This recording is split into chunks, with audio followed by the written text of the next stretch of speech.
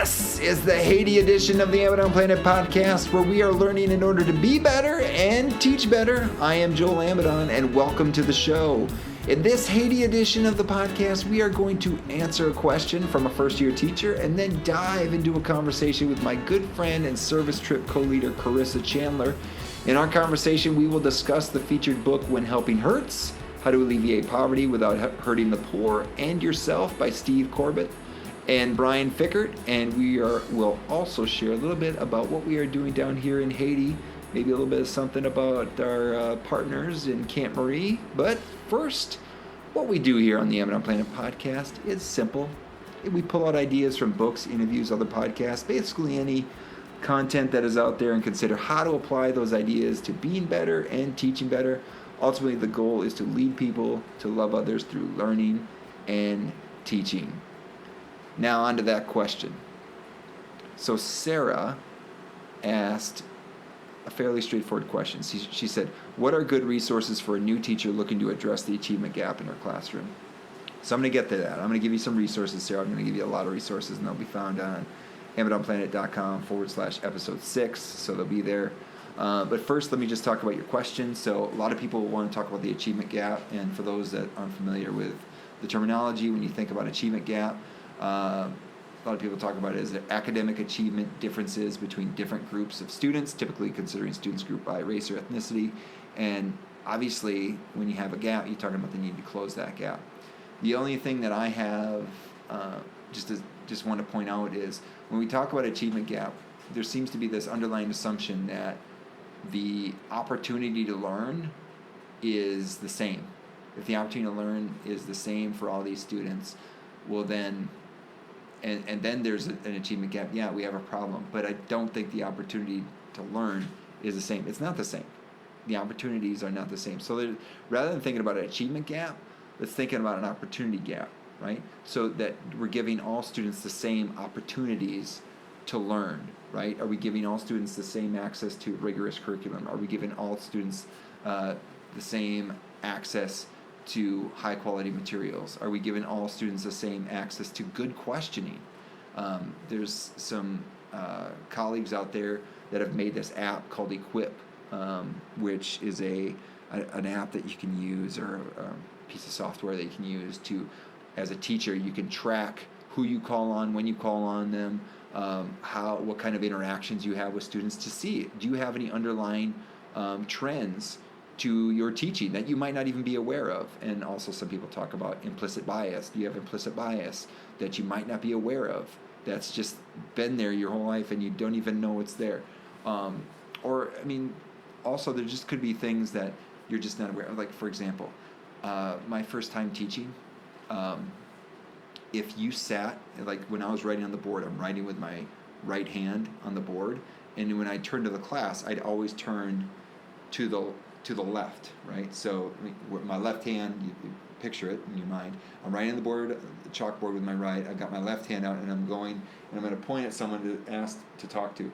Well, if you picture that, and I'm pointing back at the center of the classroom, the whole right side of the classroom is being ignored, right? So if the volume just changed, I was actually acting it out in here in my room here in Haiti, but you can't see it. But anyway, you can tell it's pretty good acting. But behind me, my blind side, if you will, I wasn't calling on those students. And so when I was first observed, my supervisor said, you're missing all these students you never call on them. Like, you call on people on that side of the room.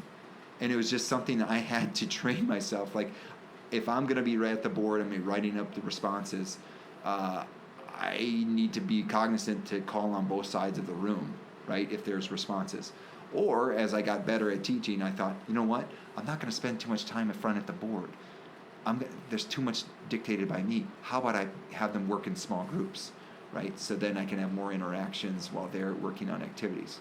Anyway, we'll keep going from there. So anyway, Sarah, what we want to say is, this question is, are students being given the same opportunities to learn? Are they being given the same opportunities to learn? And so my biggest recommendation is to make sure that students are being given the same opportunities to learn. is for you to become the best teacher for your students, right? So you know what kind of opportunities they need to learn, right? And so my biggest recommendation is to find resources that will help you build relationships with your students. Your relationships with your students and how well you know your students will help you figure out how to best develop their relationship with the content, right? And we call that teaching, right? Developing that relationship with the content. So something I came across a few years ago was this back-to-school survey that has a lot of research behind it. And I know some of you are rolling your eyes right now. Back-to-school surveys, that thing, that piece of paper that, got handed to me on the first day of school by every teacher. And I filled them all out. They're the same information. And I don't think those teachers ever looked at the 120 surveys that they got back. And to be honest, I did some of those when I was a first and second year teacher, and I didn't look at them until weeks later. And really, when I did look at them, it didn't help me all that much. All right, but this is a better survey. This is a better method. It's different. So just hold on for a second. Okay, so it's really easy to do and starts working immediately, right? And you're like, what kind of survey is this? It's different. I tell you, it's different. So it's more like a relationship catalyst. It's not a typical back-to-school survey. It's a relationship catalyst between the teacher and the student. It does involve some technology, right? It does involve a platform, so that your students will need access to some sort of internet-connected device. So here's how it works. The teacher creates this free account, and I'll have links in, it's a blog post that I wrote a few years ago, and I'll have links in the show notes, amazonplanet.com/episode 6. But anyway, here's how it works. So the teacher creates a free account, enters the system, and takes this survey, right? I believe it's the same exact survey that the students take, right? That will then produce a unique link that you can then share with your students. The students will follow that link and take the same survey. The students will get instant feedback on how they are similar to their teacher. Imagine, you get instant feedback on how you are similar to your teacher. A student who doesn't know you from anyone, right? You're a stranger, and a lot of times you're a teacher, so you might be even thought to be a little weird and goofy. And I mean, I'm weird and goofy. Most teachers have a little bit of, weird side. We love what we do, and we're kind of passionate about it, but still, you might not think you have a lot in common with your students, or the students might not think they have a lot in common with you, but they are instantly given 5 things they have in common with you, and even prompts for, hey, you should talk about this. And the same thing then also goes for the teacher, but again, the teacher might not have time to look at the 100 or so responses that they get, but the students do, right? The students have already started creating this conduit of information. They're starting to build a relationship. Oh, Amadon plays an instrument. Oh, Amadon likes music and pop culture. Oh, Amadon likes to do sports.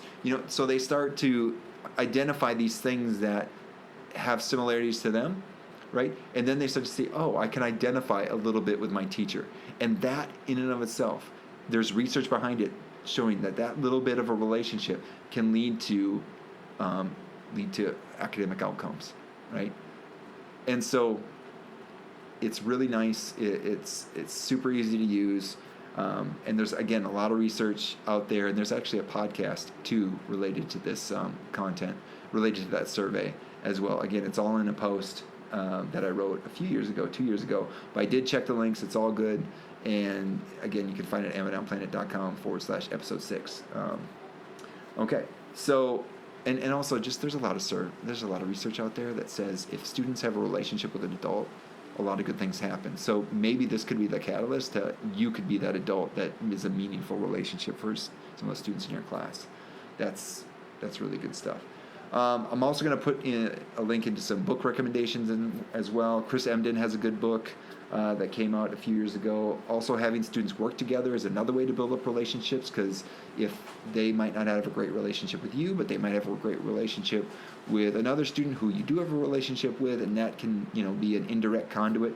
That's what bothers me when people say, hey, they're friends, you got to take them apart. That might be a good asset.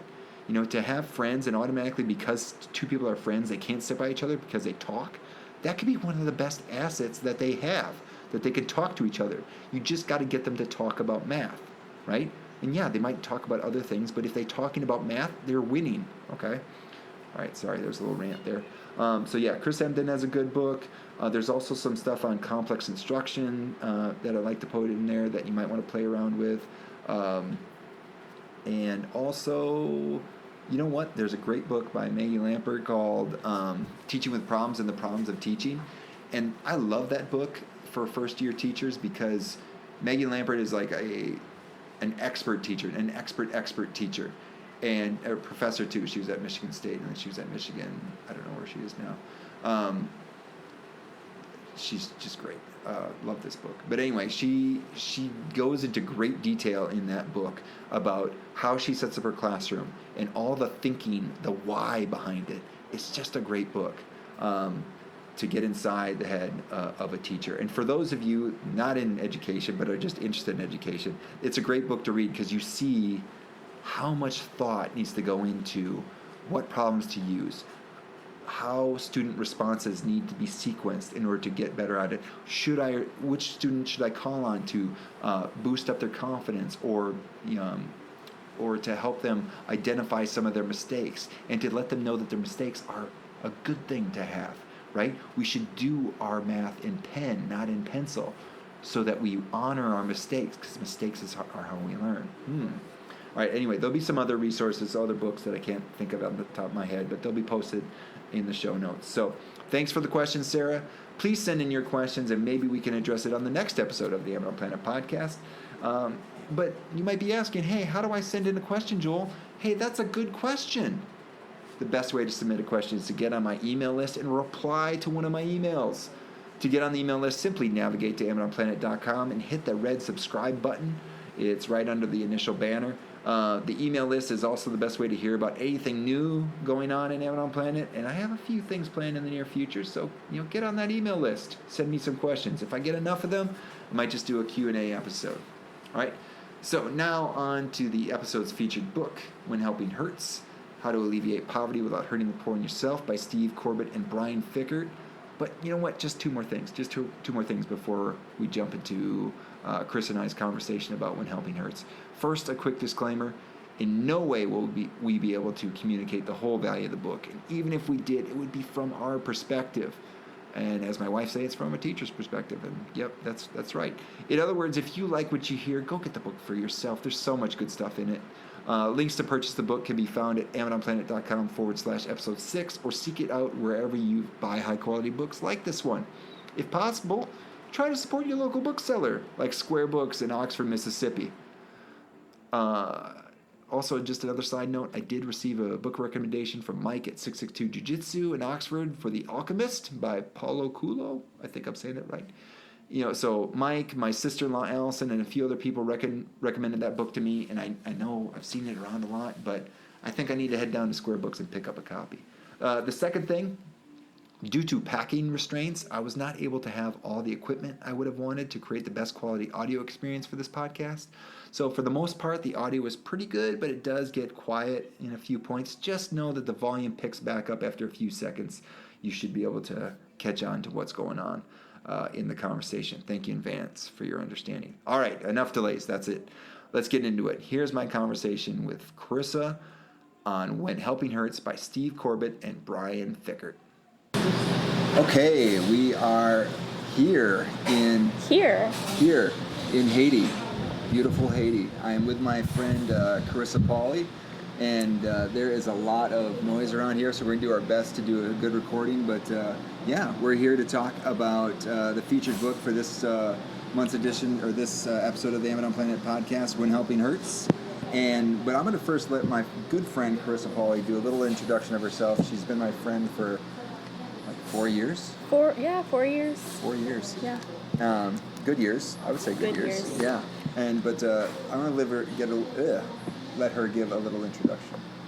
Okay. Well, hey, everybody listening. My name's Carissa, and just a little bit of background about me. I came to Ole Miss as a freshman. I'm originally from Chicago area, and found a home in Oxford through many different ways, one being the Orchard.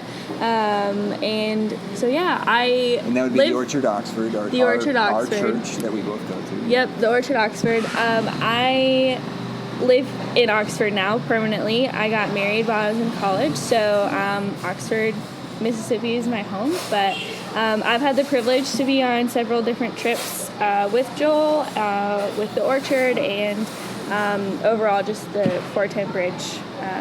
So yeah, I'm excited to be a guest on the podcast. We're hanging out with all the flies today.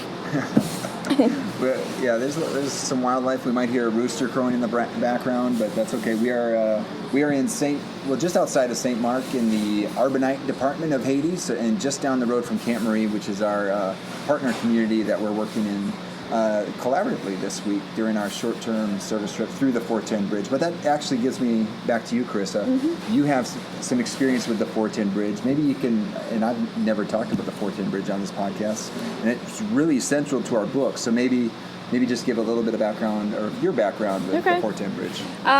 Well, what the 410 bridge is, they're a nonprofit organization, and they partner with 5 different countries. Haiti is one of them. And what they do basically is they go and help a council of people in community make their community better. So the verse of 410 Bridge is 1 Peter 4:10, which talks about having people and making sure that you yourself use your gifts that the Lord gave you to help other people to administer God's grace in all of its different ways. And so the 410 Bridge cleaves to that verse, and what they do is they create visions for communities and go alongside the communities and help them accomplish the goals that they've set out for themselves. Yeah, and we have some exciting stuff to share with that in a little bit. But so yeah, we're talking about this book, and I think this book, When Helping Hurts, How to Alleviate Poverty Without Hurting the Poor and Yourself, by Steve Corbett and Brian Fikkert. This book is, I think, pretty central to what the 410 Bridge does, and I think it's a great book to talk about while we're here in Haiti, trying to work with a community to help them realize the vision that they have for their community. And I'm just, again, excited to dive into this. So why don't we just get into it? Let's get into the categories. So let's start off with our high five. So again, these are some learnings. We each have our own list. We have our secretive list. I'm covering mine so she can't peek at it. No cheating. Yep, no cheating. And we each have our key learnings from the book, and between us we're going to come up with 5. So 5 that we can name here. So do you want me to go first? Or you want to go first? Sure. Why don't you go first? All right, I'll go first. So I guess one thing that this is kind of the obvious one. Not all help is helping. When you look at the title of this book, and that's something that kind of strikes you, is like, when helping hurts, how can helping hurt if you're trying to help? And yeah, not all help is helping. And I really got that from, there's a couple of different things I saw in the book that kind of illustrated that point. One was talking about I think it was the main author, when he went in and gave some money, right? Gave some money for something. In a very high poverty community. Maybe it wasn't the author. I don't want to besmirch the author, but it was a story that was in the book, basically. So there's someone that needed some money, and he's like, "Oh, it's such a small amount of money. I could just give that money. I could give that money and provide some help. It's for medicine or something like that, and or give a loan for a business or whatever it was." And they say, could give that money. Well, in that community, this high poverty community, they were creating this savings group, right? The savings group that was working together to build up some funds so that they can then give small loans to people that then get paid back in the savings group, and actually people could then get dividends back and grow some funds they have within the savings group. And well, then if someone can just go and ask somebody for money and they give it, well, why would they go and be a part of the savings group? So just that one act of giving money, and well, then why should anybody be a part of the savings group, can collapse that whole organization. And so just even this thing, it's just a small thing. No, it's not. It's a big thing. So that's, thinking about how help can not only be not helping, not all help is helping. I mean, it could definitely be a hurt to a community and the progress that they're trying to make within it. Yeah, definitely. I think sometimes we like to look at a problem and think, what would maybe I want somebody to do for me, or what's maybe the easiest, quickest thing that I can do. And that's not always the best thing, especially when it comes to money. Yeah, especially when it comes to money. Yeah. I mean, another one with that, they had a parable of the dancing elephant. Yeah. Yep. There's some traffic going by too here. We're in we're trying to make sure you know where we're at. We're in a very live location. No mistakes. Yeah, so there's a parable of the dancing elephant about, the mouse and the elephant wanting to throw a party, and, the elephant's dancing, and then he's like, well, where's the mouse? We're enjoying this party together. It finds out the mouse is being trampled. And it's because, well, we're both trying to do something, but the elephant is so exuberant and just trying to do so much that it tramples everyone else around. And so kind of like this idea of sometimes help can be that dancing elephant in the room. Yeah. Yeah. How about you? Miga? So not right. all help is helping. That was one. Okay, so one of mine was that the goal is to help, and the goal is not to accomplish. So Ooh. I think that this goes Yeah. along with your point that we want to go help. Like, there's absolutely nothing wrong with going to a different country or to a different city or even your own city, and saying, like, we want to help. What can we do to help? But I think sometimes, and I think this is really an American thing, is we love our lists, we love our time schedules, we love our checking tasks off the list, and that's really not always the goal with helping a community, especially a community that has so many different problems and so many layers of hurt going on in their own community, that the goal is not to just go and say, okay, you need this done, check, you need this done, check. Like, we're missing a whole layer of issues when we become so task oriented, when we go and help. Yeah, it actually drew me back to a point that I wanted to make before, but it ties in perfectly with what you said, is like, when thinking about, because I'm trying to think about teaching also with this content, is, if the goal is to help and not to accomplish, versus, sometimes we have this carrot of, we have to get the right score on the achievement test, you need to, get the, so much proficient and advanced level for your school, and that if we're trying to offer some help that way, we might turn into test-taking strategies and, just helping them memorize things versus actually having students learn the content. So to helping them learn, because helping them learn is going to be helping them throughout the rest of their life, versus just helping them accomplish just getting to accomplish some sort of score on a test is, it might be helping the school, but is that really helping the students? And that's right. Really the point. That's good. That's good. I like that. Similar but different. Very good. Number two that I had, and this will be our third learning, is it's not about stuff or material goods. So this idea of helping and trying to, especially in this book, is really talking about poverty. It really is not about stuff or material goods. There's something about pride and about broken relationships, and thinking about how do we and not just broken relationships for those being helped or those offering help. I mean, there's broken relationships everywhere, right? Yeah. And thinking about this, it's deeper than just throwing some material goods at a problem. And we know that. Hopefully we know that just material goods or money does not solve problems. I think the philosopher, the great rap philosopher, is it Biggie? He said, "More money, more problems." Yeah. Was that with Puff Daddy? Tupac? Oh my I don't gosh. know. I gotta do Oh it. man! Wow. Oh man, that's out there. We'll have to come back to that. Anyway, the idea that just throwing money at a problem is not gonna bring the solution, and that there are deeper things at play here, and really it is about broken relationships. Yeah, it's easy to, I mean, again, just going back to our American culture, like, we love stuff. There is, I'm sure people listening have heard about it. If you haven't, go check it out. There's a woman named Marie Kondo, and she is all about finding joy in the stuff that you have, tidying up, getting rid of the excess that you have. And this is something that I have really been enjoying the past few months. But we just have so much stuff. We have things that we keep for just in case. We have things that we keep because, we'll wear it or we'll use it someday. And I think that has really kind of permeated our mindset about what people need. People don't always need stuff. And there are so many different types of like if you just want to say poor, there are so many different types of being poor. Like you might maybe be poor in material things, but you could also be poor in relationships. So we're big into relationships. We talk about building relationships all the time.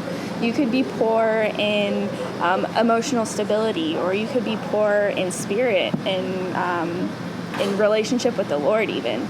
So I think going to a community or wherever you're going to help, if you attack the problem and say, okay, we're going to give them what we think they need, and what we think they need is some sort of stuff, we might actually go into it making them feel more poor because we're giving them all this stuff, but it's not actually giving them what they need. So, we don't ask enough questions, I think. Right. Oh my goodness. Yeah. Totally. And that's a big thing here, is that it's sometimes it's easier to write a check, right, and think, I'm doing the thing, I'm helping out.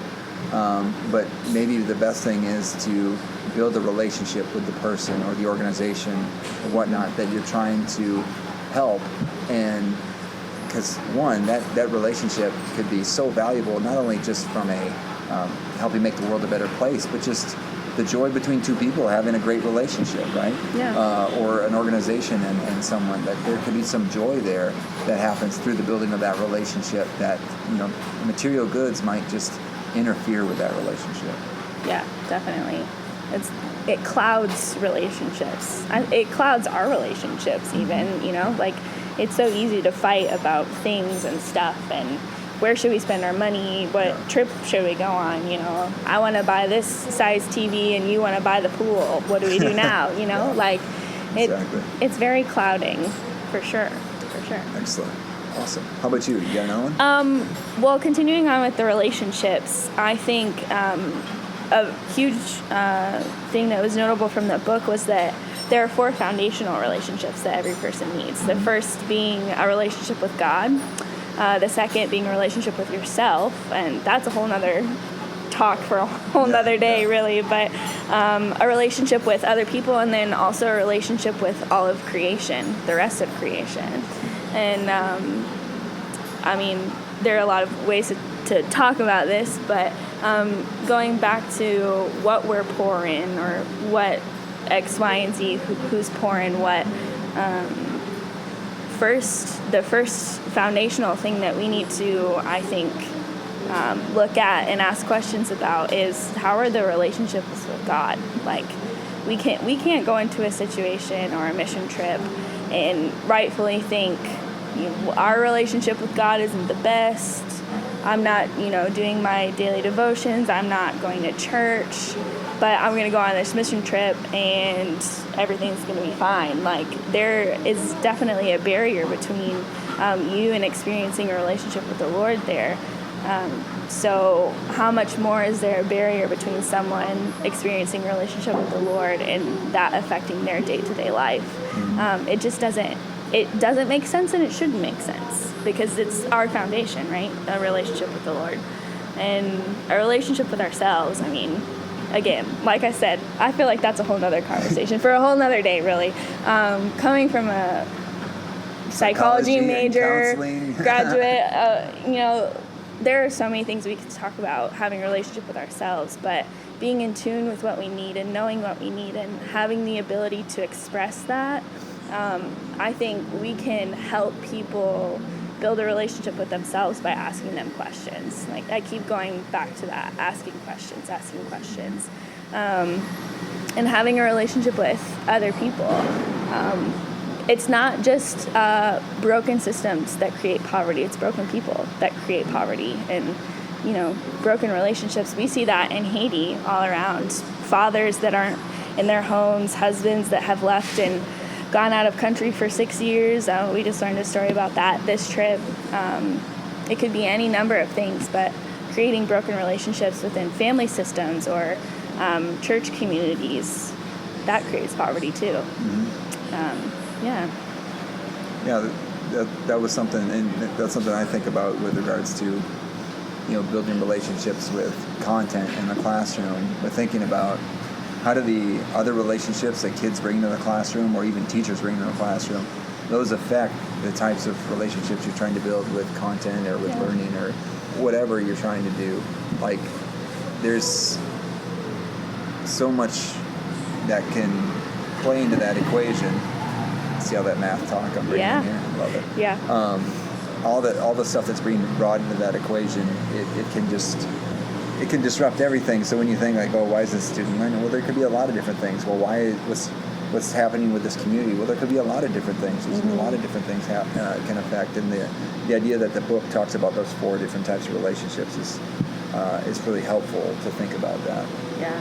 I'm definitely not a math person, was not a math major, will always claim that math was my worst subject, but if there was an equation that had to include 4 elements to equal one whole, this would be that equation. A relationship with God, a relationship with yourself, a relationship with other people, and a relationship with creation. You have to have all of them in order to have one whole. Yeah. So that brings me to, I guess, our fifth learning here. So we got our high five. There's different categories of help.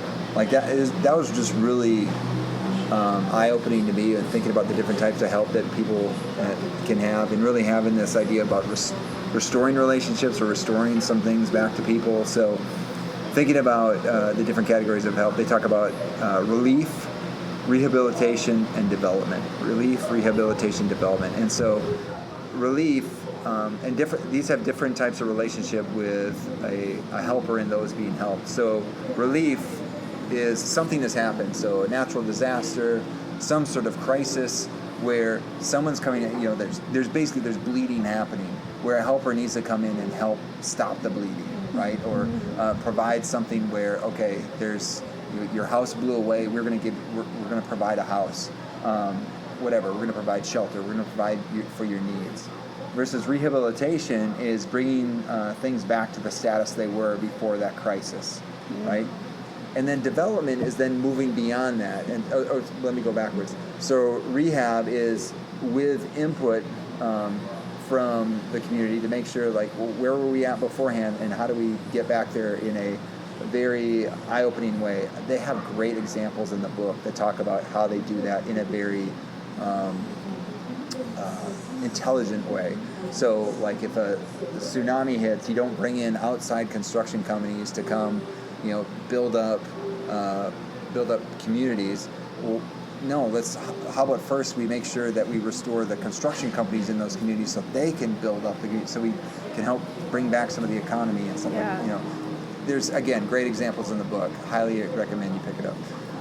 But the development part is in partnership. So it can't be like a relief part where the helper comes in and does everything. That's not going to work. That's not development. But thinking about development as a side-by-side, a collaboration of thinking about what resources exist within the community, how can those be put to use in order to move towards some sort of vision for the community. I like those different categories of help, and think about what is necessary right now and what should be the relationship.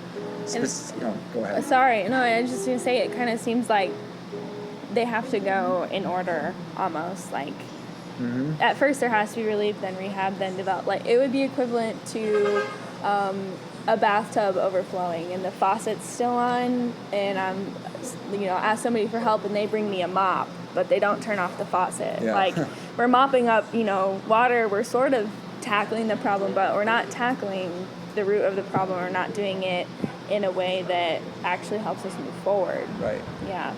Yeah, and thinking about, development, it brings me to thinking about the development of teachers and thinking about the bane of existence for teachers, at least when I was a teacher, was, we would be offered, you have this professional development that we're going to have on Tuesday. Everyone show up to the auditorium. We're going to hear from the speaker, and it's going to be the new way we're going to do things. Well, one, we didn't ask for that speaker to come in. Yes, somebody probably thinks it's important. It probably is important, but if I'm not a part of the solution, or if I wasn't a part of bringing that person in, or if I would never ask for this person to come talk on this topic, I'm not really developing, right? I'm actually going to be more resistant to what happens. And I'd be angry. I'd kind of be very angry Yeah. about that. If people tell me what to do, I get angry. Get angry.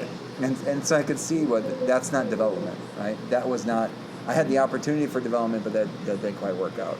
And so I like thinking about the different relationships that need to happen between those that might have something to offer, but then also knowing that those that are being helped have something to offer too. Mm-hmm. So you can't just say like, oh, we're going to give you this thing. Well, I already have that thing, that knowledge or that skill or that ability, and now you're going to do it for me. Well, what am I here for? And you're supposedly doing it for me, and now I'm just mad because you're ignoring my skills and abilities and talents. So those different categories of help were pretty good. All right. So now, Carissa, putting you on the spot, and me on the spot too. So the more you know, this is the part we would say, hey, now that you know better, after reading the book, and we both read this book a while ago, what would you have done differently in a past scenario?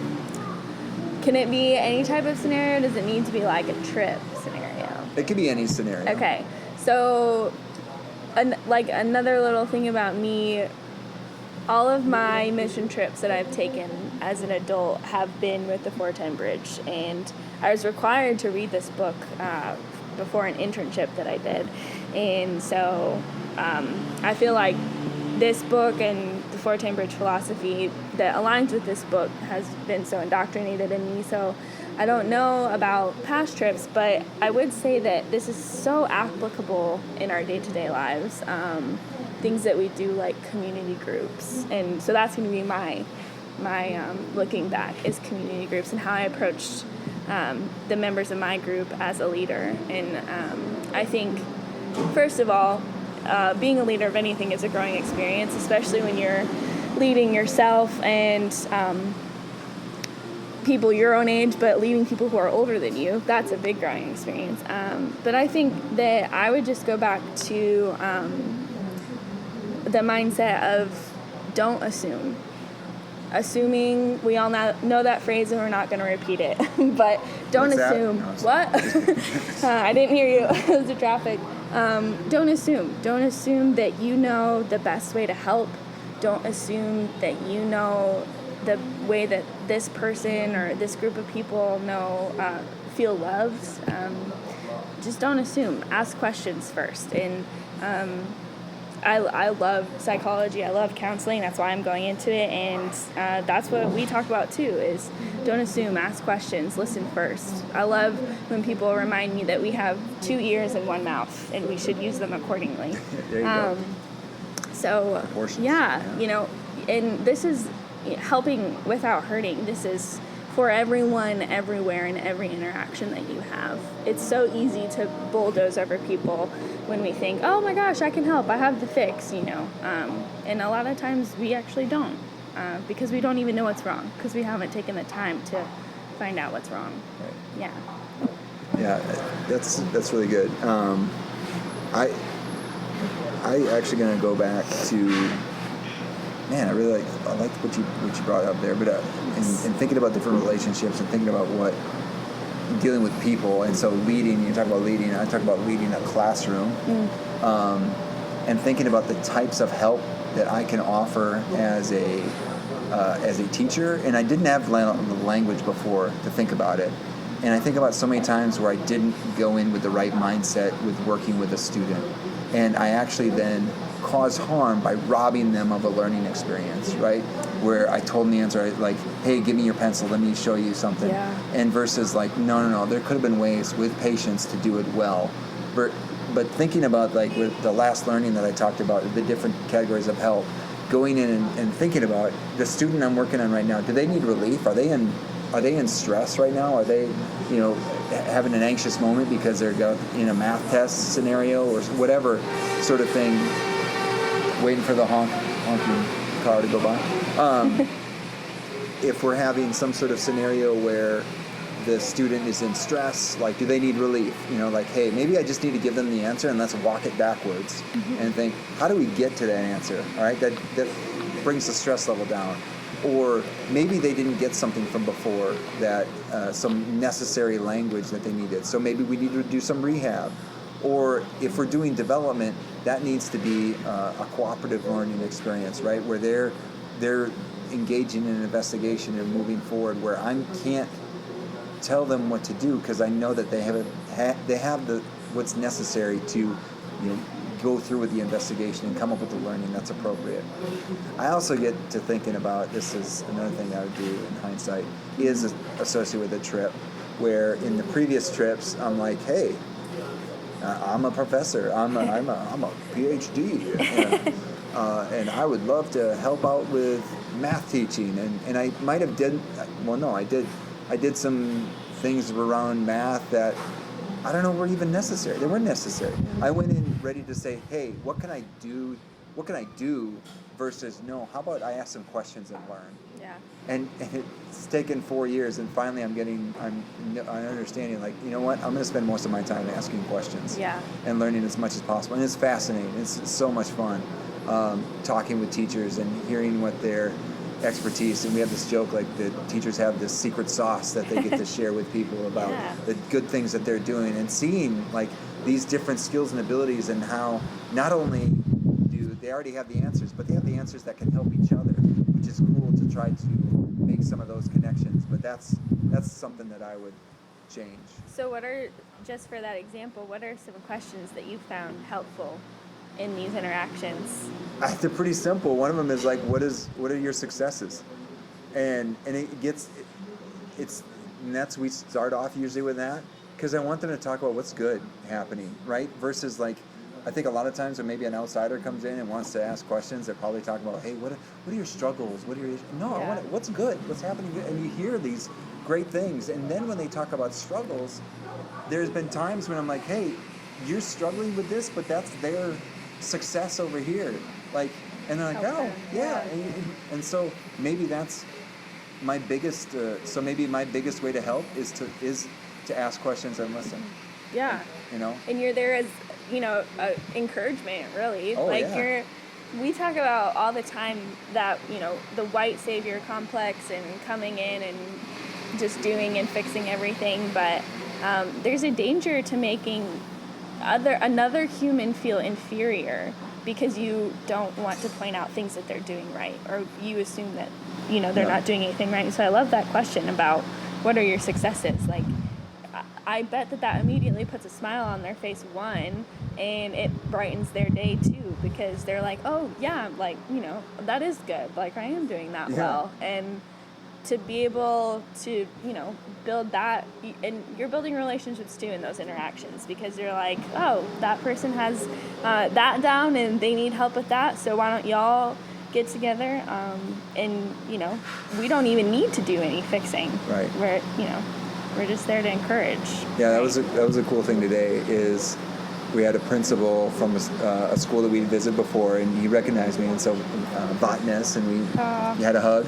And the thing that I, came and talked about 2 years ago was already a thing that one of his teachers was doing on her own. She wasn't even at that training, but she was doing it already. This sort of stuff with dealing with like concrete representations of numbers, using some rocks to make helping kids really touch and feel the calculations. I mean, those sorts of things that, like, you know what? If I would have just stopped and listened and asked questions before, we could have been further ahead. But we're all learning. Yeah. Again, we're all learning. Yeah. So but that's why we keep coming back. We're building those relationships. So the next category I think we get to is imagine this, talking about a scenario, how we would apply principles to a scenario. But I thought, rather than do that, why don't we tell the story of Camp Marie, this community that we've been coming to for 4 years now, and the kind of things that we've seen happen here. Yeah. Well, so I wasn't on the first trip, but from hearing stories and spending time with Joel on these other trips, Camp Mary before our trips, for lack of a better phrase. I think they're making juice in the background. Oh, for breakfast maybe. Yeah. Before partnering with the Fortin Bridge, Camp Mary was a community that didn't have any water. People were walking long distances and up big mountains and hills to get water. They were suffering in education for their children. Not all children were in schools. And you can't. Sometimes kids can't go to school because they had to go get water. And sometimes kids can't go to school because they have to go get water, or all the 50 other chores that their mom Or told they them could be to do sick that because they morning. don't have good water. You know? Yeah.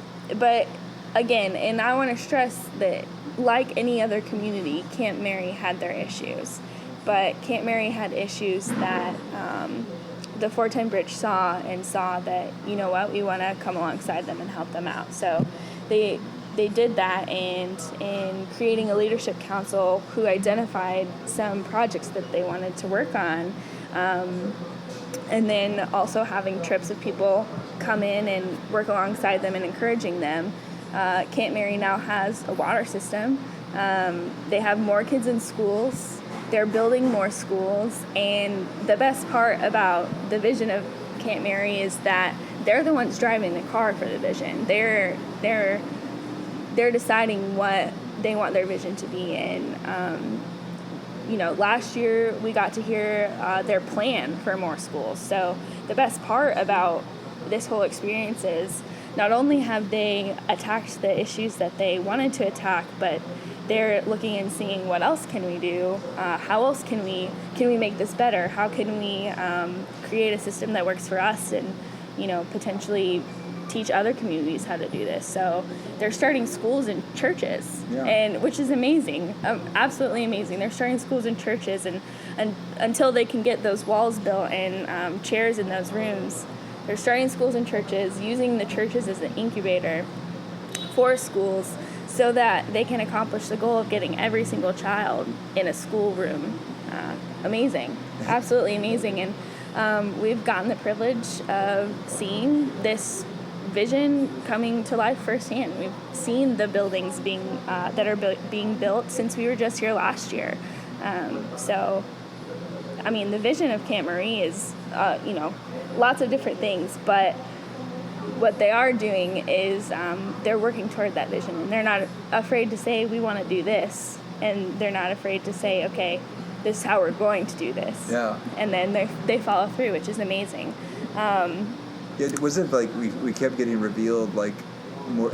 It was like Christmas kept going. Like we kept getting more presents. Like, we heard last year about the vision to build the schools, and we're like, okay, I'm just, I wonder where they're doing that school, but. And then we go up to the church, and there it is. They've got a school. Like we hear, they've got a school. And not only they got a school, like next door we see, they started the building. They started the building? Yeah. They started the building. And we didn't. Did you lay a brick? I didn't lay a brick. Yeah, we didn't lay a single brick. We sat in a church and talked about this vision and gave insights and prayers and leaned on the relationships that have been built over these 4 years to say, that's an amazing vision, you can do it, and we're here if and when you need help. That's the whole point of partnering with these communities, is we're like the person that comes alongside you when you have a flat tire, help you get along your way, and then when you are on your way, you drive the car. So it's awesome. Yeah. And that school, or the one next to it, they're getting ready to have a sponsorship launched for that school, correct? Yeah. So people have a chance to sponsor kids that are going to that school, and then and what's cool about sponsorship is if you sponsor a child, you're basically making sure that they go to school, that their needs are taken care of. But when you sponsor a kid to go to school, you are then helping pay their tuition to school, and here their tuition that needs to be paid to go to school. But then that money then helps pay teachers, and then helps the school run. So when you're sponsoring a kid, you're not only sponsoring the kid, you're sponsoring the teacher, you're sponsoring the school, and you're also really supporting the community, because these teachers, these kids, they're all part of a community, and it's just kind of a beautiful thing. And I would say that in doing those things, that we're supporting those foundational relationships that we talked about, those 4 foundational relationships. And another part of the vision for Camp Mary is that each person would come to know Christ as their personal Savior. I love talking with our friend Pastor Moles, he's one of the guys that pastors 5 churches in Camp Mary. And he's on the leadership council for Camp Mary, and his heart for people to know the Lord and to grow in the Lord is amazing. And I love how he recognizes that these people need the Lord. Like they need that relationship in order to make their community, make their family better. Right. And on these trips, we've gotten to see people come to Christ, and we've gotten to see even relationships, I would say, being restored within families because people are almost going on the same page. Yeah. So there's a lot of parts of the vision, but yeah, and really thinking about it, I mean, yeah. if anyone gets the content of this book, it seemed like Pastor Moles is getting, I mean, no one's perfect, but I mean, looking at Pastor Moles, he's thinking about, their relationship with God. He is thinking about their relationship with each other. Can we get, he's gathering groups together in order to establish this school and build up the building. Those happen through relationships with others. And building up pastors to pastor the churches that they're building. Yeah. Exactly. And then even thinking about the future, not even just wanting a school that they can graduate and then, you're off, but no, wanting he wants to put a vocational school in the back of in this new building that they're building, in order so that when you're done with school, that we can make sure that you have an opportunity to develop into a trade or some other, something that you can then pour back in the community. And really thinking about the overall development of the community. It's pretty amazing. And I think it's important to talk about the leadership council, these individuals that have come together, and their character and their personalities, but most of all their concern for their community and their desire to see it do better. Like that's what we should talk about when we're talking about when helping without hurting, because they already have people in their community that want the best for their community. We don't have to go in and take their place. Oh yeah. I don't think we could take the place of Waldeck. We couldn't. No way. Man, Madame Leon. We could never take the place of Madame Leon. Yeah. If you ever want a good fried plantain, you might want to make your way down to Camp Mary, Haiti, for that. Yeah, we get to go to dinner at their house tomorrow, so I'm excited about that. Anything else with regards to telling us? I think we did a pretty good job. Yeah, I think story. we touched on Yeah.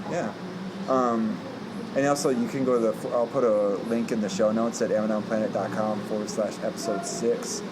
You can see a link to 410 Bridges' story about Camp Marie. I think there's a video on there you can check out. And all the people we just mentioned, Leon, Madame Leon, Waldeck, I think Joel, there's all of them are there that if you want, and Pastor Moles is there as well. I think Madame Moles too. Yeah. So anyway, the final category, Carissa, is Some for 7. For 7. So you know Jackson. Yes. He's 7 years old. I love Jackson. Oh, Jackson. We have some good times babysitting. Yeah. Lots of forts. Yeah, he definitely likes forts. But he's 7 years old. But how would you explain it? This book to a 7-year-old. Yeah. I would say the best thing to tell a 7-year-old, if we were wanting to tell them about going in and helping somebody without creating more hurt in their lives, is that we are going to talk to this group of people and see what they need us for. How they need us, and how we can best solve a problem rather than adding more problems to their lives, right? Like, I think it also depends on maybe the kid. Like, what are they into? What do they like? Like, if they're into Barbies, you're not gonna say, we're gonna go and buy new Barbie clothes for your Barbie, but we're not going to wash the Barbie clothes that your Barbie already has. There are a lot of ways, but I think maybe just, for a 7-year-old, the most important thing to say is we're going to go and listen and see how they need us to help them. Yeah. 7-year-olds they can follow your lead. And I think if you can't explain it to yourself, first of all, you can't explain it to a 7-year-old who's going to follow your lead. I don't know, that was probably bad. I don't have a lot of exposure to kids. We can play it for Jackson, see what he thinks. But what I was thinking of, and Gary did a good job of like talking like he was talking to a 7-year-old last week. So I'm cheating. But I think a lot of times when like I talk to Jackson or talk to a 7-year-old, I'd be like, well, what help do you need? I mean, how do you want me to help? Like with getting dressed. Like, do you want me to dress you? Like, take all your clothes off and put them on? Like, he doesn't want that. He's a big boy, right? Yeah. And so, like, making sure I'm asking, but there might still have some issues with tying his shoes, so he might need some help. But that comes with conversation. And so, whenever we help people, maybe we should ask them first if they want the help. You know, like asking someone if I need to help them across the street. Well, they might not need that help, right?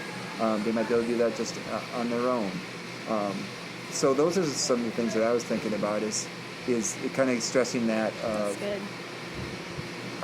Do they need the help? How do we ask? And when we're asking them questions, we're engaging in that relationship. We're making friends, making friends by asking if they need help.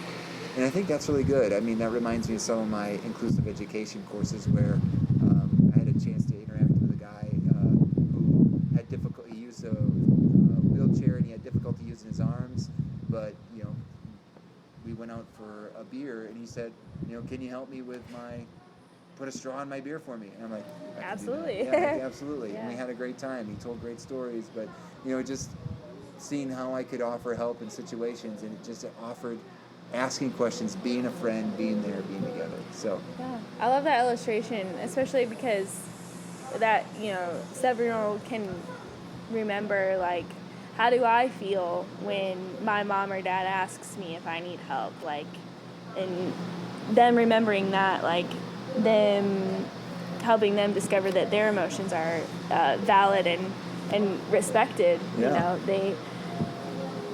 It would be awesome to see a 7-year-old draw a parallel from their emotions to someone that they're trying to help. 7-year-olds might get this book better than most people now. Honestly, maybe. I think that you're probably right. Yeah. So, all right. Well, I want to say thank you, Carissa, for You're spending some welcome. time in It's my pleasure. in the hot, in the noise, and the flies here. We were just trying to wave them off a little bit, but I appreciate the time, and thank you for sharing your expertise with the audience here. I enjoyed it. It's fun. All right. Bye. Bye. So thankful for Carissa not only joining me for this conversation, but also being a co-leader on these service trips to Haiti.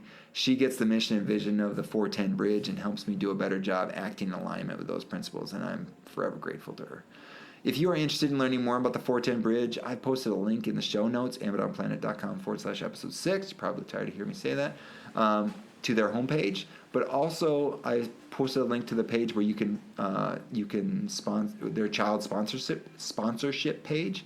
As I said in the episode, when you sponsor a child, you are ensuring that they go to school, and in Haiti, that means school tuition is being paid, which means teachers are getting paid, and the school is being supported. And then also the community is being supported, right? So by sponsoring one child, you are also sponsoring a teacher and a school. That's a 3-for-1 deal. So check out the show notes for links to learn more about the 410 Bridge and sponsoring a child in one of the 410 Bridge's partner communities. Also, both of the authors, Steve Corbett and Brian Fikkert, work at the Chalmers Center for Economic Development at Covenant College. At least that's what it says in the back of the book. It's published a while ago, and I think they're still there, which has a mission to help churches and ministries discover better ways to love the poor. They have a lot of free resources there, and also resources that are connected to the book. I've included a link to their website in the show notes as well. And finally, just in case you were wondering, it was the notorious B.I.G. who performed More Money and More Problems. I had to look that up. I apologize. I knew I had it, but I doubted myself. I had to go with my gut on that one.